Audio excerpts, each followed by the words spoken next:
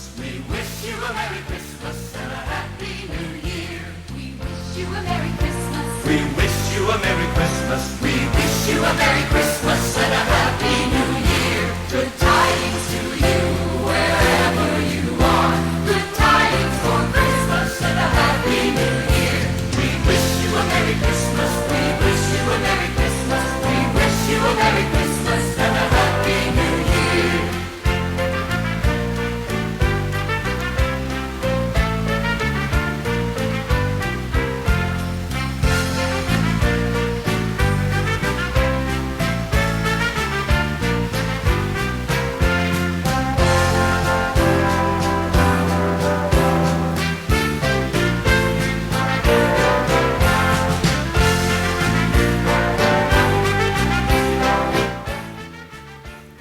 Ho, ho, ho! Merry Christmas, everyone. I'm Mark the Santa Skevich, formerly known as Mark the Statman Skevich, but today I'm Santa Claus, and I'm wishing all of you a very Merry Christmas and a Happy New Year. Welcome to another live edition of Real Fans Real Talk.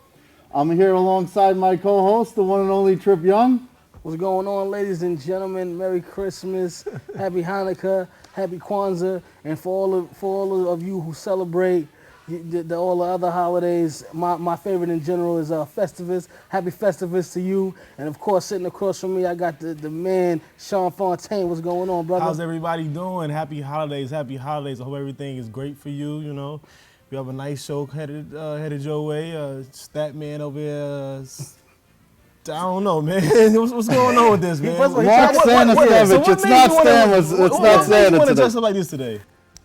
It's part of this. It's Christmas. I mean, we do have the decorations up. I know Exactly. First of all, he tried to get us to dress up as reindeer. I told him that wasn't No, happening. I don't know Yes. about any of Kinky that. right there. I don't Yeah, know. that wasn't going Well, down. he's got the green and my little elf over here. In spirit of the Jets pass. Yeah, exactly. Exactly. 'Cause that's where they are right now. Their season is definitely in the past, and we're going to get into that with a lot of other NFL, NBA, and sports action in general. But first, I got a little Christmas gift for the Yankee haters out there. I know we're live in the Bronx, so most of us are Yankee fans, and we're not going to enjoy seeing this happen. But we do a little segment on the show called Shot for Shot, and when you lose Shot for Shot, you got to wear team apparel for a team that you hate. I don't like doing it to a fellow Yankee fan, Trip Young, but this is a Christmas gift for. I guess you weren't nice. You were naughty, and you gotta wear the. You could have just got me a lump of coal instead. You didn't have to bring me this garbage. That would have to been wear. better for both of us. can't It, even- it pains me to see it Yeah. happen, but Next year, just get a lump of coal or something, man. I can't even. I'm not gonna ever be on the naughty list again. This is some nonsense right here that's going on. Oh my goodness. Can't even co-sign that one. That's Let's look the at this. Boston. This don't even feel like this. Ain't even, you know, like what am I doing with this on? it's been a bad week for you in sports Oh, my as goodness, well. it's Your been- Ravens lost, been good our for me. Giants lost, and on top of that, the Redskins and the Cowgirls won. Three-way tie, baby. Exactly. This has not been a good week in sports, but we do have to talk about it. So I know I hate to start with this one, but we got to man up and start with this Giants loss. What happened? Statman. They just didn't show up on both sides of the ball. You had Eli Manning, his worst game of the season thus far, 2 interceptions, couldn't get anything going offensively. Defensively, the Falcons just ran right all over them. There was just no stopping them. Tony Gonzalez still a top tight end at age. 104, 103. No, he wanted to play. I think it was until his jersey number, like the reach of this. So he's I'm close talking about to that. He's receptions. You're close to talking about years. that. I know how old he is. Well, either way, he's doing his thing this season. He does not play like he's one of the oldest players in the NFL. He looks younger and younger every week, and he's very smart on the football field. And that's why he's able to get into the end zone almost every week, like clockwork. He's getting into the end zone.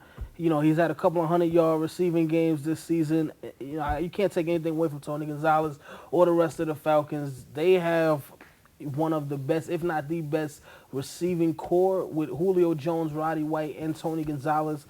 You know, although we all kind of agreed that we don't pick them to go too far in the playoffs, they definitely have the tools on offense if they can get consistency from their running game. Because Michael Turner has been a little streaky this season, and I know Jacquez Rogers has been coming in and filling up the slack a little bit. But if they can get that running game going, he might make a little bit of noise. Gonzalez said this is it after this year too. He's not coming Yeah. back, so he's So trying he to gotta come try for to you get it guys. in. You said revenge. They got the revenge this week, so we're gonna see what's gonna happen after that. That's just regular season though.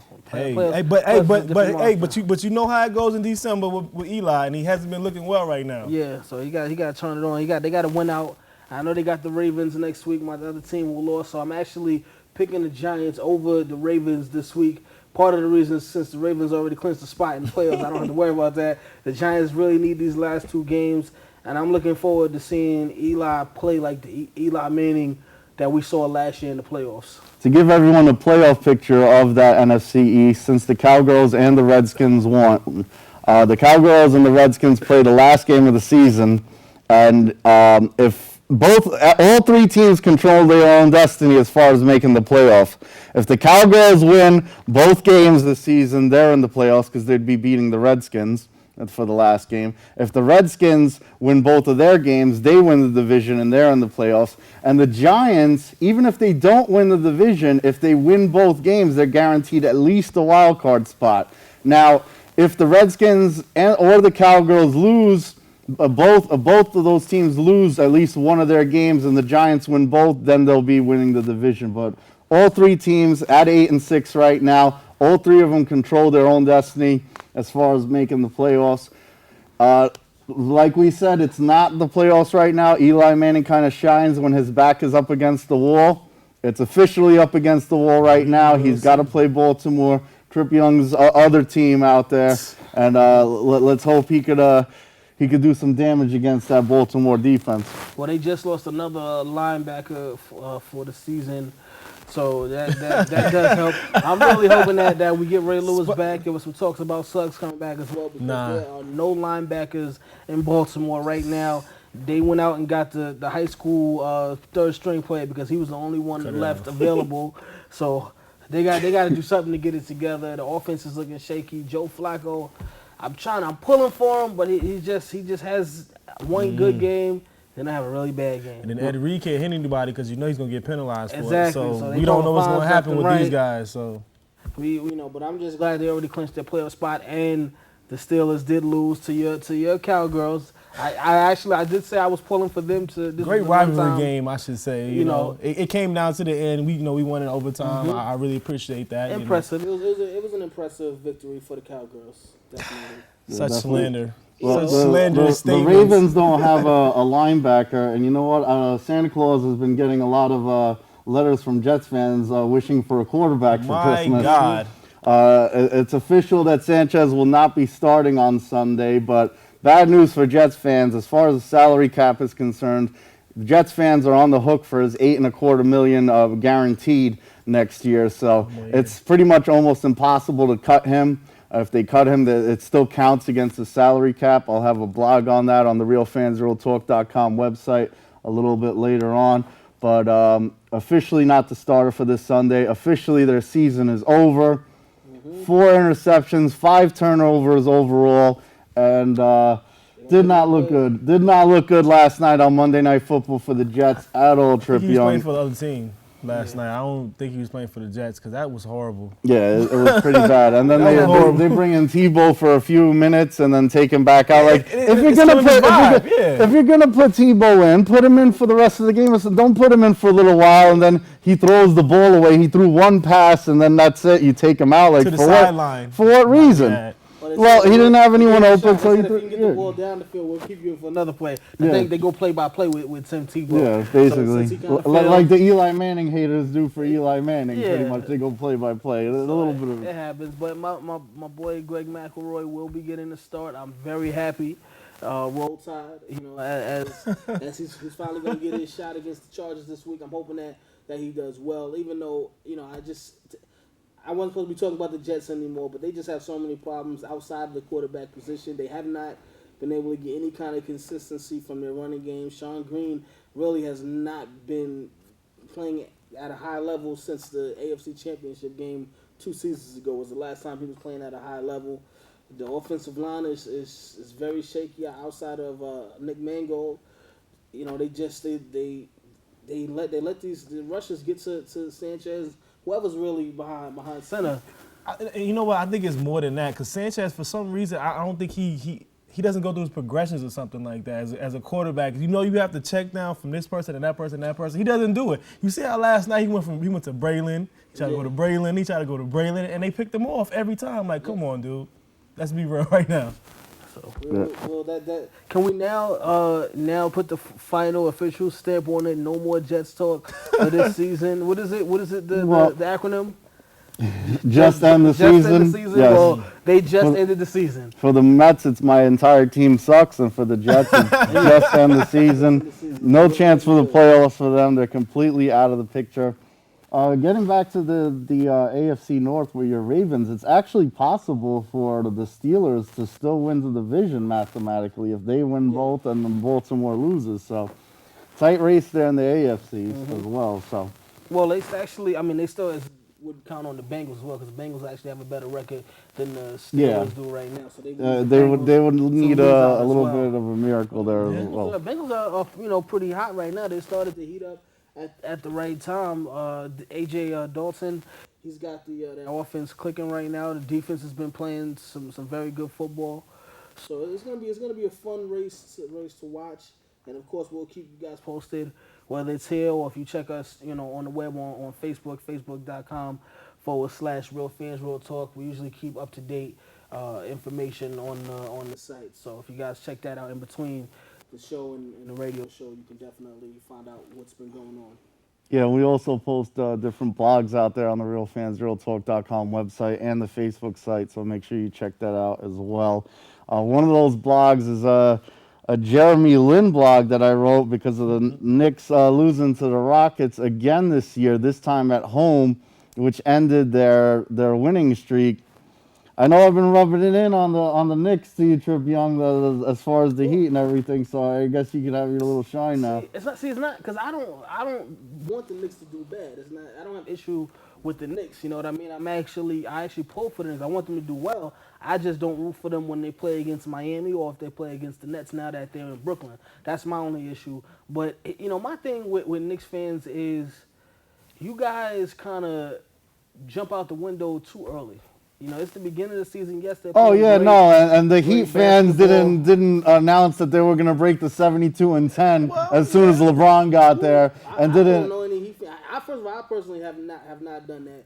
I'm talking about Miami. Well, you had Van Gundy say it, and he's not officially a Heat fan, but you had other Heat fans who agreed with him. But you got to look at what Miami has done. Miami came in, they made it to the finals their first year of having the big two together. They won the NBA Finals the second year. So, even the difference between them and the Knicks have still not made it out of the first round of the playoffs. We're celebrating our victories. We're having a good season. Nobody turned around and said, hand us the championship. I don't hear a single Knicks fan. We got a chance this year. That's what. Right now, everybody's we don't go hard, though. The Knicks are 18-6, and the Heat are somewhere around 15-6. So it's like they're quietly doing it. They all who my thing about is you got to let the season play out. Like I said, I'm not against the Knicks. I want New York to do well. I just not when they play the Knicks or Miami. But Knicks fans, you gotta kind of take it back. Nobody's announcing championships. I don't hear any Knicks fans. None of my Knicks fans on Facebook. None of them. So how are we going too hard? We're happy about our victories. We have the best. You have to do something when it counts. And then if you can do something when it counts, so we can't enjoy a victory. I'm sorry, enjoy no matter what team you are, that's like Sanchez getting hype over a first down. Well, the Red Sox fans go hard anytime they beat the Yankees or anything. I mean, maybe you're just a little salty because the Knicks beat the Heat both times this year. Maybe that's what it is. When it counts, Miami beats the Knicks in the playoffs en route to their championship. This is a new season. This is a new season. You have to go on. All right, so we're celebrating a victory. It's not like we're going hard. You're making it seem like we're exaggerating and we're saying we're gonna win not one, not two, not three. We're not doing that. We're not doing any of that. So I don't know. I just don't understand what you mean by we go hard. I'd rather you do that and then win as opposed to all right, we're doing well. We're in first place right now in the East, and just being extra with it. Well, and then you have not. This is going to be exactly like the Toronto Blue Jays next year. Once they start winning and having a winning record after getting R.A. Dickey and other pieces. Because no one's a Blue Jays. Yeah, well, I'm just saying, but the Blue Jays fans will. I'm just saying they haven't won in a while. The Knicks haven't won in a while. This is their best start in since the '94 season. They almost broke the home game record. That was held in 89-90, and Pat Riley had 11 games. They were at 10, and the record was 89-90. We're under a different coach with 12. So they had a lot of record-breaking seasons so far. That's something that the Knicks fans can't be happy about. Like, we can't say, "Oh, great, we're playing great. We have a team." We can't be excited. You guys are best amongst the third-string quarterbacks. Yeah, well, that's all fine and dandy, but nobody had anything to be hype about when you have the AARP crew versus the League of Friends down in Miami. Well, so I mean, the Spurs have a AARP crew. The Celtics had an AARP crew and they won it. They didn't even play. Exactly. They sit at home taking pictures on Instagram. Yeah. So all I'm saying is tone it back. Let's watch the season play out.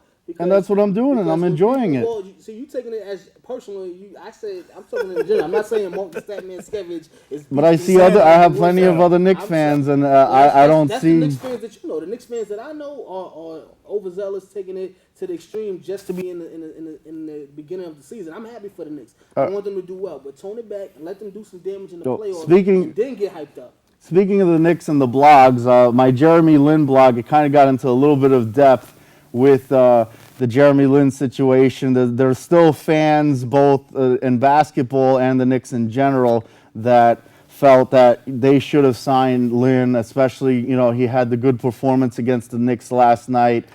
He doesn't have a great season right now, though, overall. He still has a turnover problem. The blog gets into details as far as he doesn't get himself open.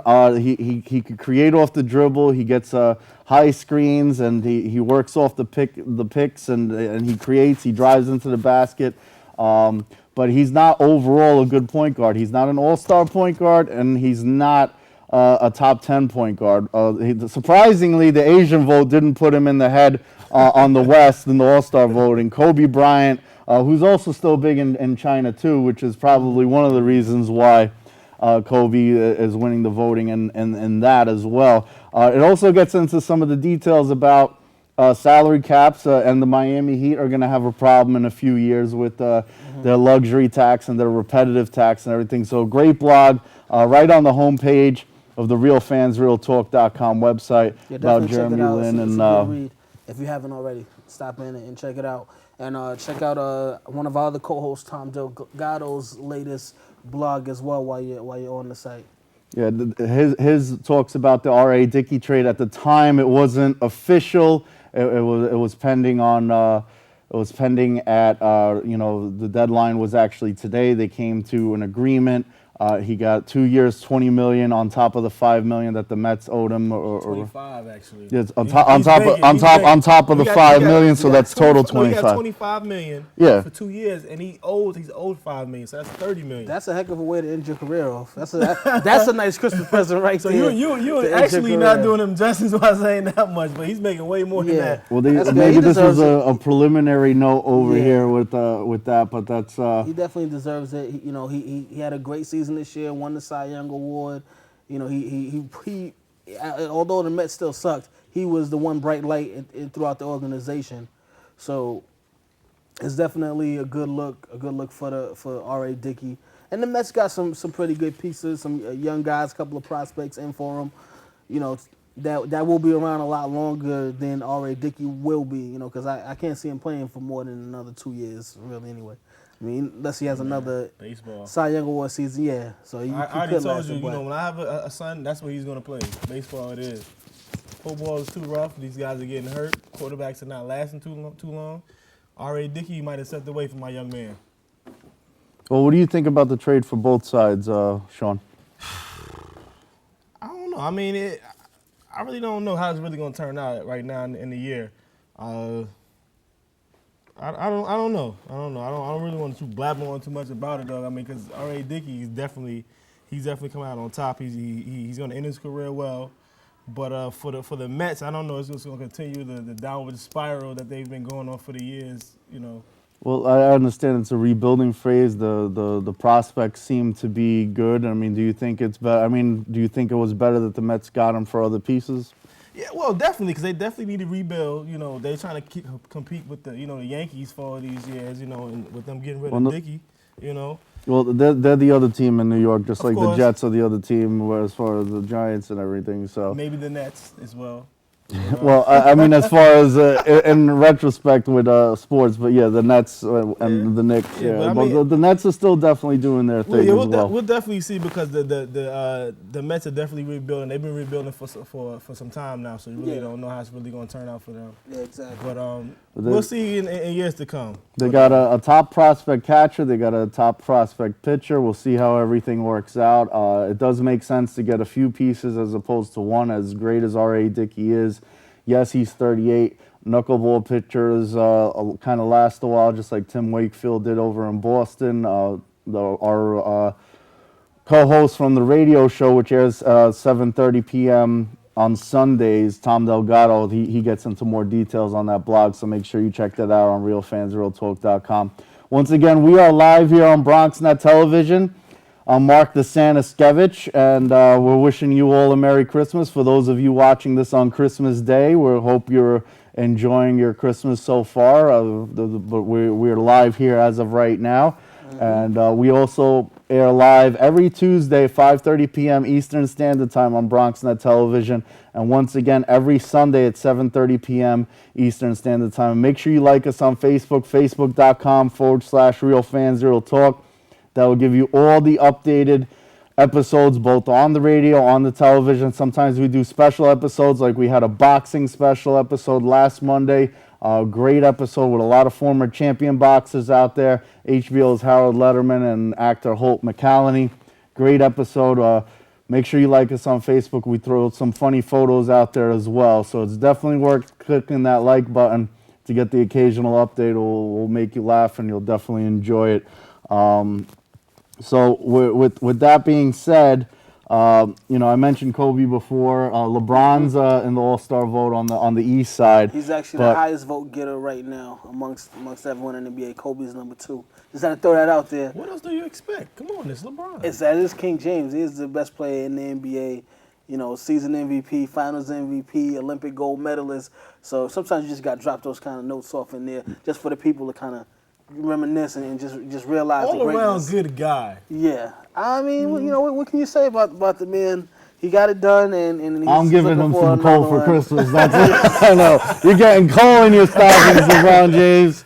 All right. So, but getting back to Kobe, though, Andrew Bynum had some comments recently. Hasn't even been playing, still on his injury, but he goes out and he says that Kobe stunted his growth. And that's how he felt. What do you guys think about the comments, Tribune? I understand where he's coming from when he says that. Especially if you look at the team this year and the way they're playing. Kobe's always had a problem with, Sharing the ball. exactly, sharing the ball. We saw it with Shaq, which is kind of why the whole issue came out with it. We had to split the Lakers up at that point in time. And then since he became the best player on the team, he still runs with that mentality. But, it's always been in the NBA is get it into the big man and then kick it back out. And when you have a player to Andrew Bynum's abilities, he's the second best center in the league. He's probably the best offensive center in the league when he's healthy. And you're not getting him enough touches inside the paint, which in turn is still going to get you the shots that you want because you got to double team Andrew Bynum. When he's hot, he can put up 28 in 12, 11 rebounds on any given night. You know what I mean? And Kobe, being the ball hog that he is, he's not allowing that. He's not allowing that to happen. So you don't really get to see the full potential of Andrew Bynum.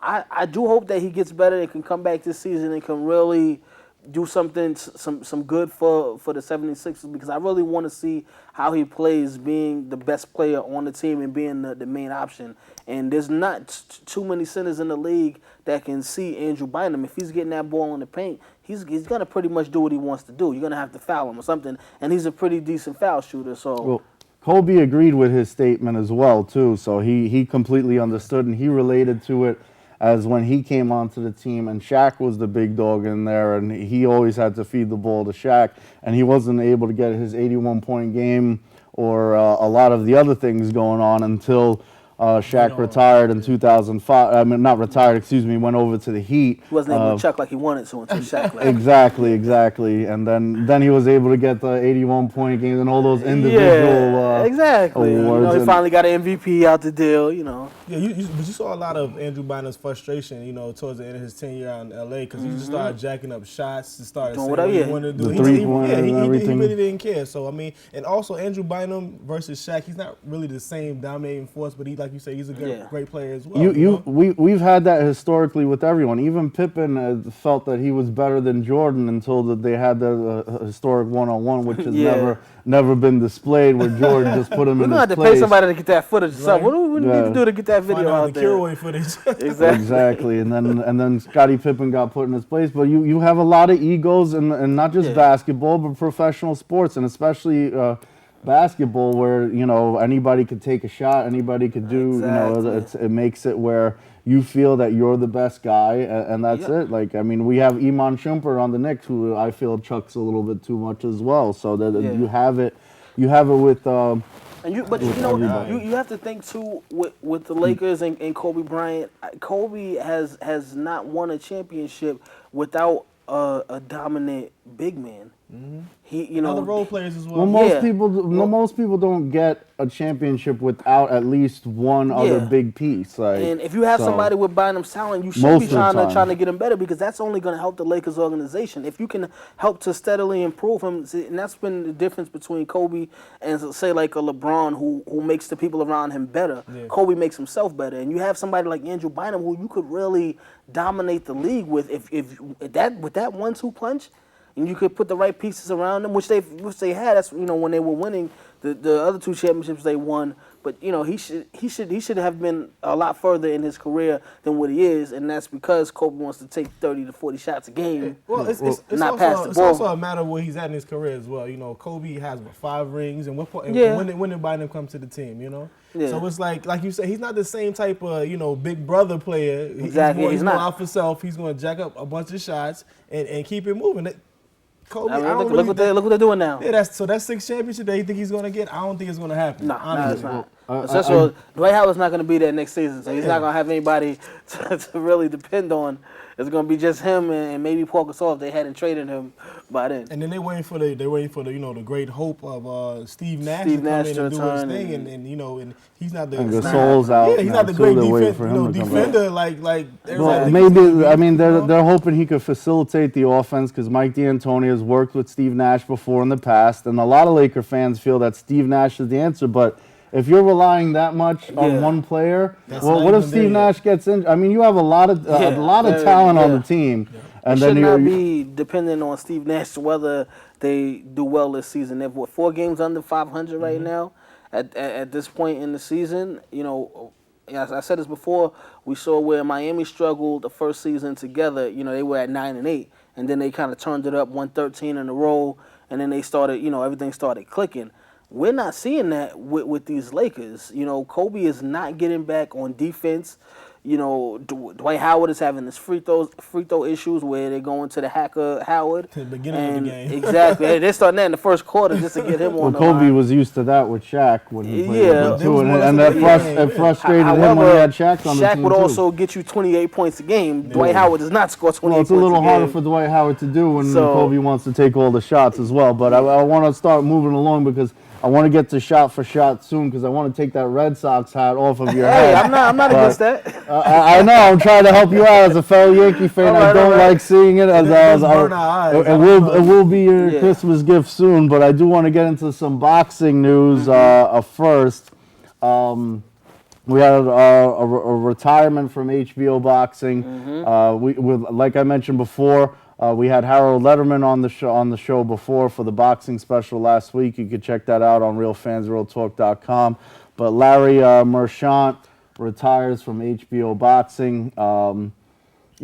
Did you think it had anything to do with that Floyd Mayweather a while back? You know what? For Maybe those of because you- he was supposed to get in the ring with Floyd, and then they kind Yeah, of. well, no, I mean, he said, There we go, right there. yeah, Floyd, what do you call him, a bum at the time or something like that? You don't know what Yeah. you're talking about. He insulted Larry. few other Well, choices. he told HBO that they Yeah. needed to get somebody new, so he probably said, "You know what? I'm not gonna ever fight Pacquiao." Well, Like, well, Resident is up HBO's there. been backing him ever since the Tyson days. Yeah. Remember when Yeah. this guy tried to get him off the station, Don King? So I mean, they're not Yeah. trying to hear that. Yeah, now it was definitely his time. He went out on his own terms. He's one of the most respected figures in the sport of boxing. It was funny though. He said, "I wish I was, your age, so I Yeah. could kick your butt or something like that." And then after he got out of the ring and he was doing the commentary, he went, Yep. "No, even if I was his age, I don't think Yeah, when it I went down. could kick this butt." When it went down. He kept it real over there. So definitely shout out to Larry Marchand, one of the greats in the boxing world. Someone making a little bit of a comeback after losing his titles. Amir Khan bouncing back with a new trainer, hiring Virgil Hunter, Yep. and getting a victory over Carlos Molina recently. So That's a good look. I tell you that Freddie Roach. I don't know how good he really is as a trainer. His last couple of fights have not ended up good. Pacquiao getting knocked out. I do need to mention this. As a matter of fact, speaking of boxing, the drug tests are back in. We spoke to you guys last week about that issue. Marquez and Pacquiao both tested negative. So just, for anybody who was trying to speculate and put things in order, maybe he might Marquez have been 100% did look bigger. I noticed that when the fight started, but He he got didn't. his weight He up. He didn't been do in the anything gym. illegal. He went, He been hitting the gym. And Pacquiao's been drinking too much Hennessy, clearly from the Exactly. commercials. Yep. No, I mean, well, supposedly he's not drinking Hennessy was the problem because once he quit drinking and gambling, next thing you know, he gets knocked out. yeah. So Right, So maybe he needs to get back on the song. right, on the song to do it fluid. Yeah. And so, but his wife actually doesn't want him to fight anymore. So we'll see how things go. We're still looking for that Mayweather Pacquiao fight if that's ever going to go down. I know a lot of people are going to want to see him fight Marquez one more time, see if he can kind of rebound from that loss. But we'll see how things go. We still got some time. We got a lot of different perspectives on that boxing special that I mentioned. Make sure you check it out on RealFansRealTalk.com. Different champs on their thoughts of Mayweather, Pacquiao, boxing then versus now. Some of the famous fights. James Bone Crusher Smith we had on talking about his fight with Tyson. We had Aaron Superman Davis, who's training the Statman right now as we speak for future Golden Gloves. And his fight in the Battle of the Boroughs as he's from the Bronx and he fought Brooklyn's Mark Breland for the title and won in 1990 in Reno, Nevada at Harrah's. Lot of different interesting topics out there. Like I said, HBO's Harold Lemon puts his perspective on Pacquiao and Mayweather. Definitely check it out, RealFansRealTalk.com. All our blogs out there this week in sports. A lot of stuff on there, definitely worth checking out. But Christmas present for you, Trip Young. Can we get that out of here? Yeah. Can I put the Yankee hat back on, Yes, please? sir. Yankees. Yes. Do I get a ref jersey today, or am I just yeah. winging it today? Do you have anything else in the Yes, bag? I got Thank you. Santa pulled something out of his bag. a little extra present for you. Appreciate that. For those of you just joining us, you're joining Real Fans Real Talk. I'm usually Mark the Statman Skevich, but today I'm Mark the Santa Skevich, and we do a little segment on the show called Shot for Shot. The way Shot for Shot works, you got one referee, you got two contestants, the defending champion, yours truly, Santa Claus in the building, going up against Sean Fontaine. We got a series of 5 questions unless we go to overtime. Whoever Trip Young agrees with gets the point. If we both agree, no point is awarded. So let's get it started, ladies and gentlemen, on this Christmas edition of Shot for Shot. In the words of Judge Mills Lane, let's get it on. All right, Fontaine, as the challenger, which team is the best in the Western Conference right now? At this very moment, I'm saying OKC. Okay. You know, in the long run, it may very well be the Spurs, but at this very moment, it is the OKC. Yes, and the OKC is 11 wins in a row right now. The other main contender I'd probably put second right now would be the Clippers. They're hot right now with 10 wins as well. With OKC, that's their longest winning streak since 1996 when they were the Seattle Supersonics with Gary Payton, Sean Kemp, and company, who ended up making the finals that year and lost to MJ. Lost to, They didn't get a Christmas lost to what a lot of people did in the 90s, losing to Michael Jordan.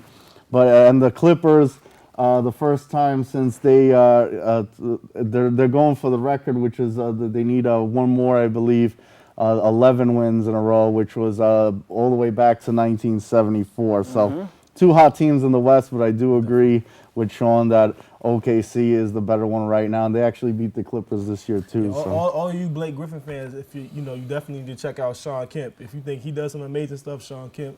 Well, I've always said Blake Griffin is a poor man's Sean Kemp, but that's just me. But let's move on to this next question. All right, this is my kind of question right here. Shout out to Adrian Peterson. Will Adrian Peterson break Eric Dickerson's single season rushing record? He needs 294 yards. Santa Man, it's on you. all right.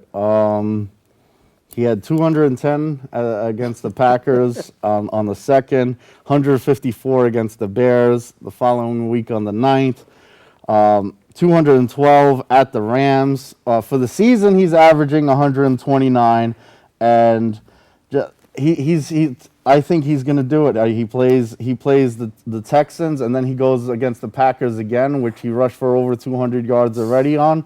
So the 294, he has to average 147, which is a little bit more than his season average. But the way he's been playing lately, I think he's definitely going to do it. I think he's going to get around. He's going to get a little bit less against the Texans because the Texans' defense, and then he's going to make up for it against the Packers the last game of the season, where they'll probably give him like 60 carries or something like that, and not even pass the ball, depending on They don't pass the ball now.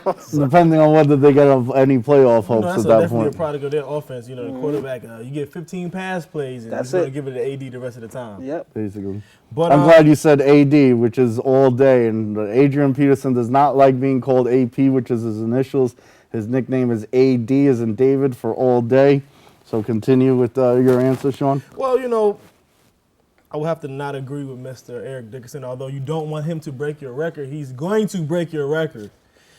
294 yards between the next two games, and he's averaging somewhere around 130. This man is running like a beast, a freak of nature right now. Well, 130 up to like 150 the last 5 games. Exactly. So, 212 yards on 20-some-odd carries from last game. I don't care what you say or who you put in front of him. He's going to definitely break that record. So, sorry, Eric Dickerson. The last three, he's averaging are meant to be somewhere broken. around 180 or 28 something. years, brother. For 28, he's going to break it this year. So we got a lot of agreement going on today. Let's see what we got for number 3. And Fontaine, this is to you. Should the Patriots be worried after a 41-34 loss to the 49ers? Not really. Both of those teams are playing pretty good right about now. So I would say no. I would say no. What's that, man? I guess we're in agreement 3 in a row. Oh, man. It's just the Patriots, they already had the division locked beforehand. I mean, because they're in the same division as the Jets, who just ended the season. So it's not, I know they want that first round bye, but losing against a team like the 49ers, they're one of the Titans out there. It could go either way in a game like that. So. Okay. And of course, my shot for shot was right this past Sunday's radio show where Trip Young picked the Pats and I was picking the Niners. Actually, he did throw for over 400 yards against the 49ers defense, so that's not them shutting it. That's not being shut down. Yeah. I didn't know it wasn't. I didn't say it was going to be shut down, but I didn't think it was going to walk over.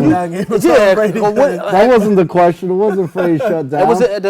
Was he going to have another good game against the 49ers defense? Another top 5 defense. And he had a good game. You throw for over 400 yards, that's a good game.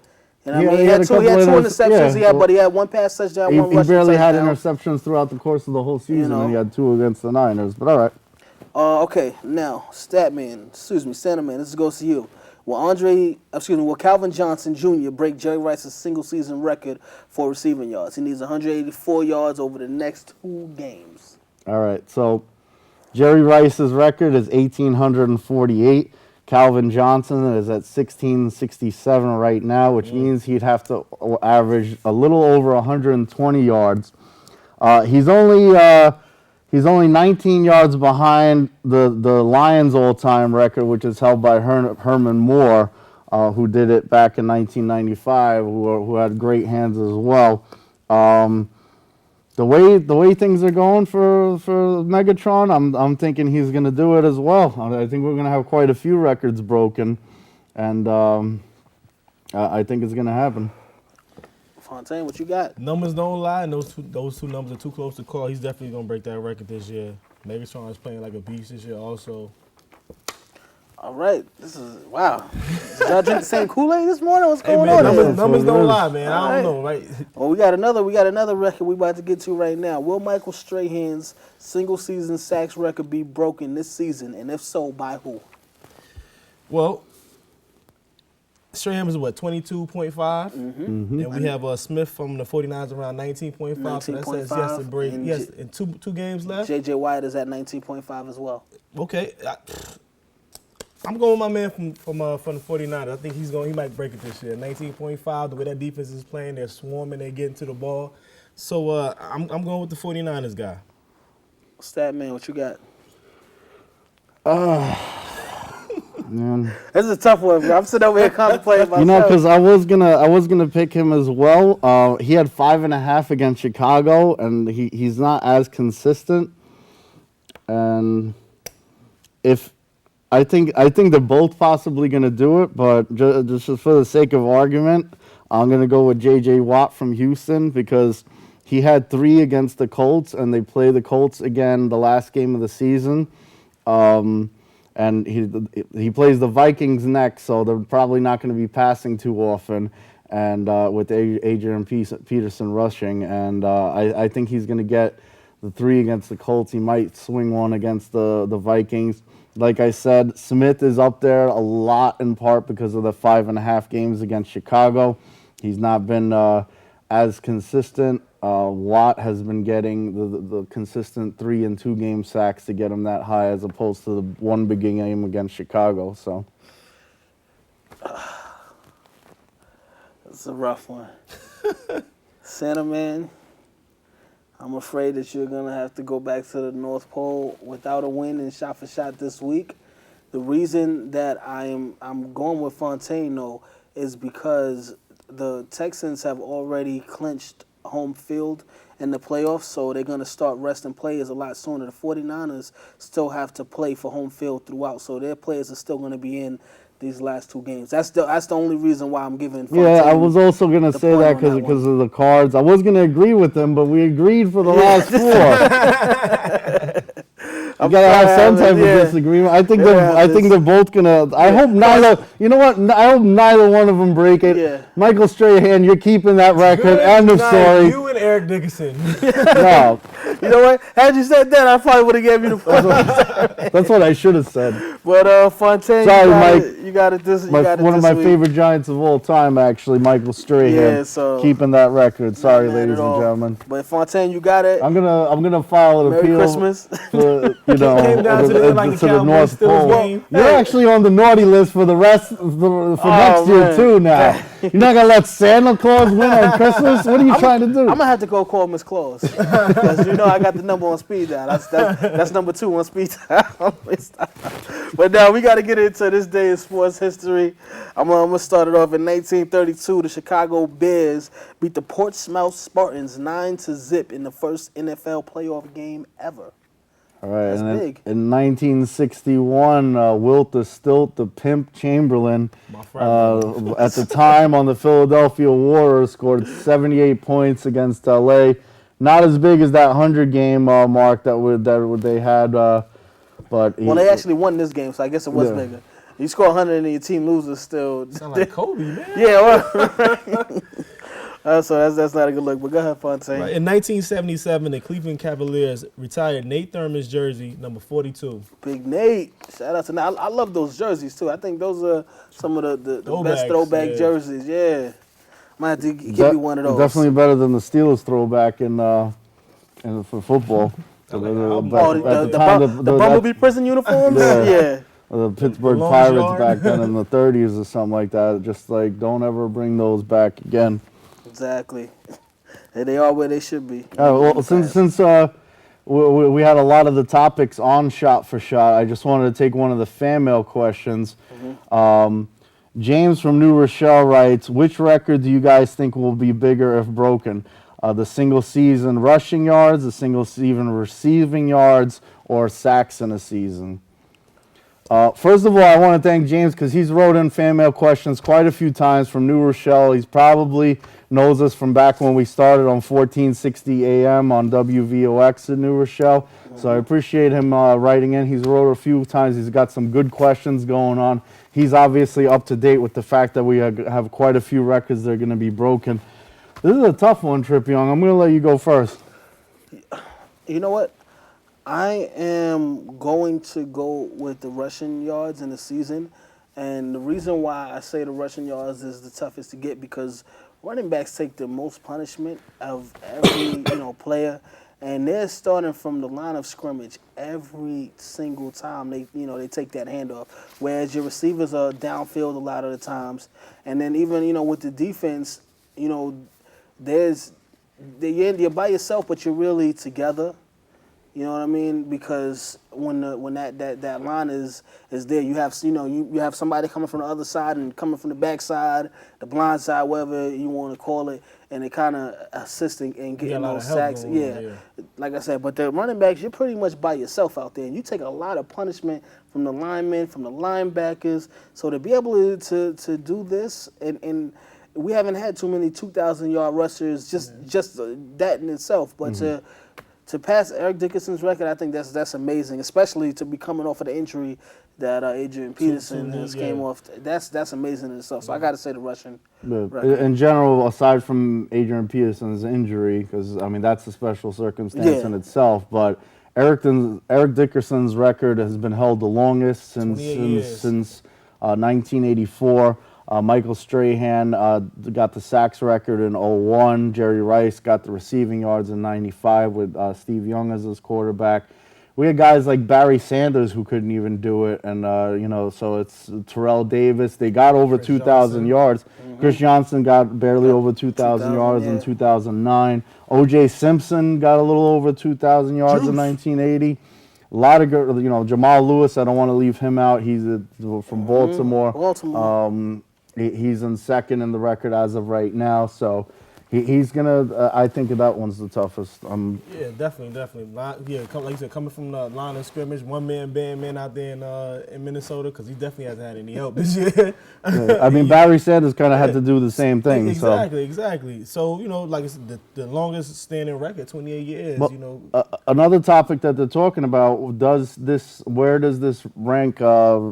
AD all day, Adrian Peterson on the all-time list, because Barry Sanders kind of had to work a lot of magic too. He's still, I think, the greatest of all time, but Adrian Peterson, he's not having much help either. What if he could get this done?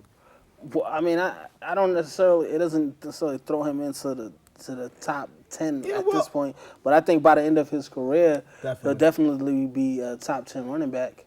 I say top 5. If top five. Because if you look at the numbers, you with Eric Dickerson, where he played 10 years, he had somewhere around 1,300 yards. Yeah. So you have he's around 9,000 some odd. 13,000. Well, okay. And then I'm looking at AD with somewhere around 9,000 or so yards or whatever.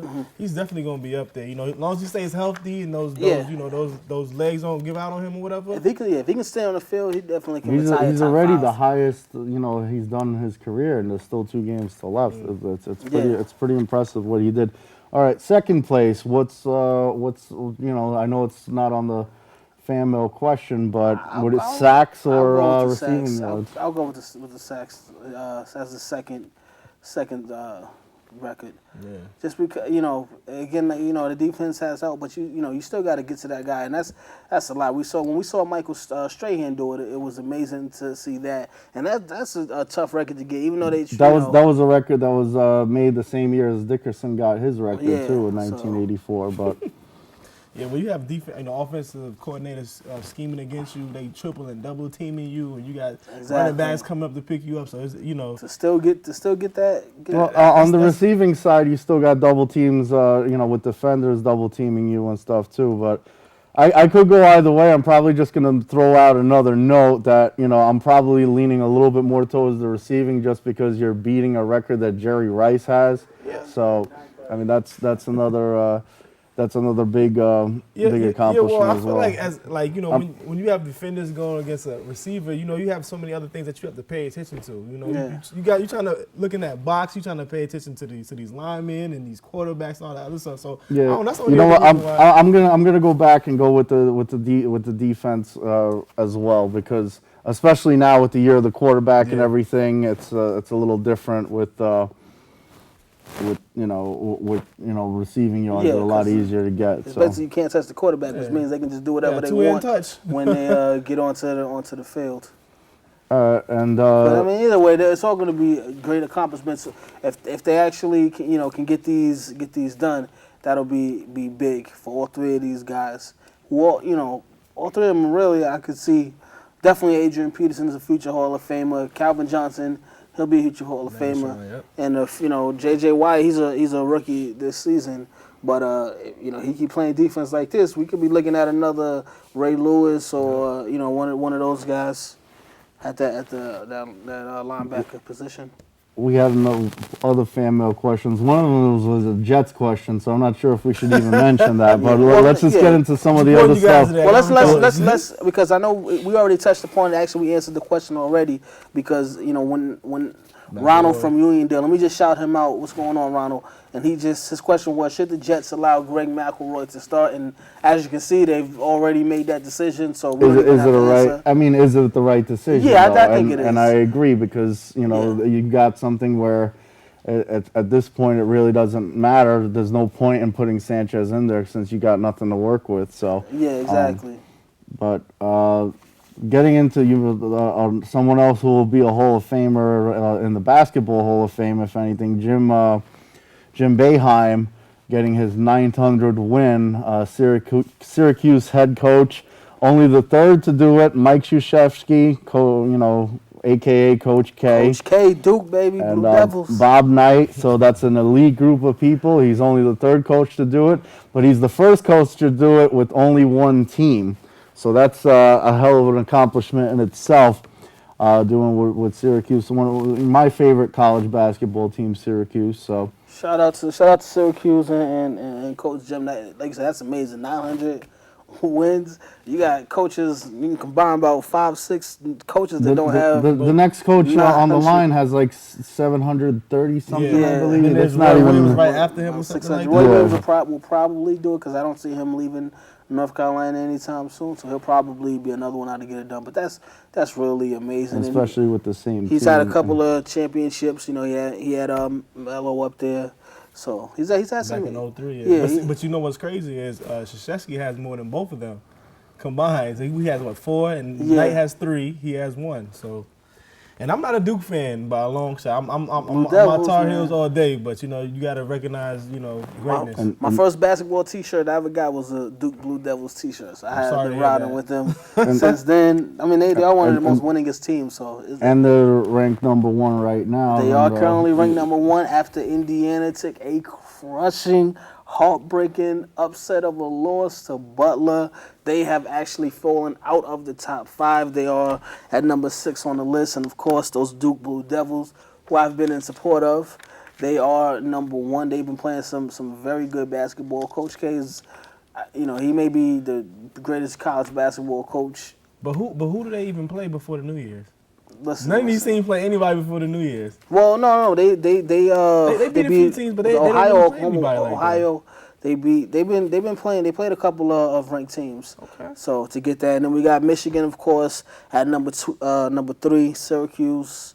Excuse me, Michigan at number 2. Syracuse at number 3, and Arizona at 4. Louisville at 5, and then of course Indiana fell back to 6. It's gonna be a good season. But March Madness, when that really comes around and the tournament starts. And we'll definitely have the Real Fans Real Talk bracket group challenge as well. So make sure when March Madness rolls around, you remember your boys over in Real Fans Real Talk and check that out. We are live on BronxNet Television, though. We are live every Tuesday, 5:30 p.m. Eastern Standard Time on BronxNet Television. and also on the RealFansRealTalk.com website, which you could stream the show live.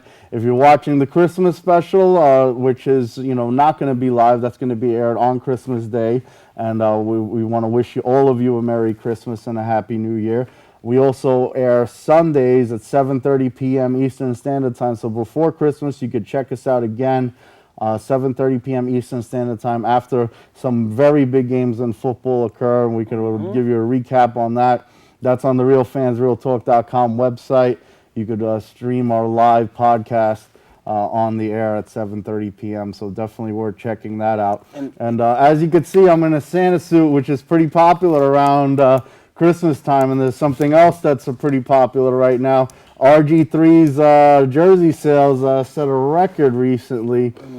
Redskins haven't had anybody to really, Hey, In the ages. yeah, people are buying those jerseys though.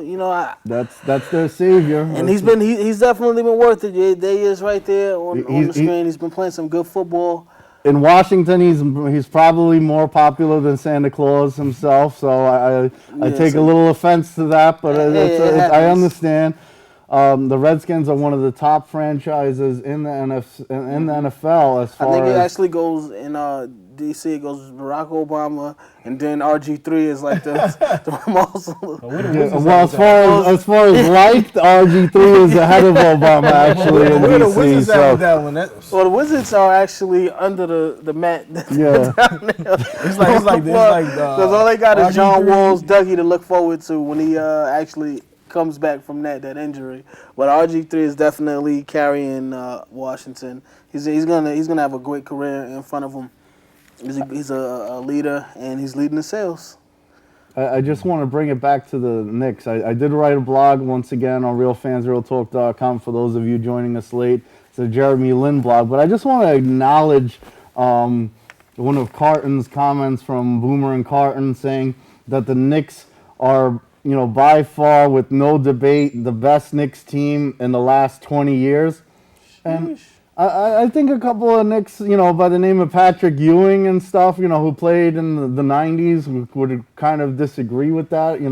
It's one thing if you said 10 years, but I just want to acknowledge that as well. But as far as Well, definitely in the past 10 years, they're the Watch best. him out. Yeah, Yeah, the- welcome choking. exactly, Sprewell, Houston, Larry He might have Johnson, something to say Ewing. about that. But I got a shout out real quick.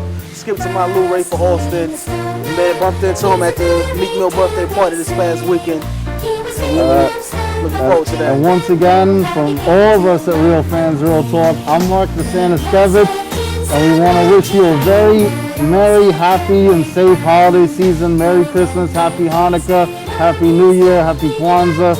Have Happy a Festivus. Happy. Don't forget about Festivus. Happy Festivus, ladies and gentlemen. happy Feel everything. better. Good night, everyone. Thank you for joining us.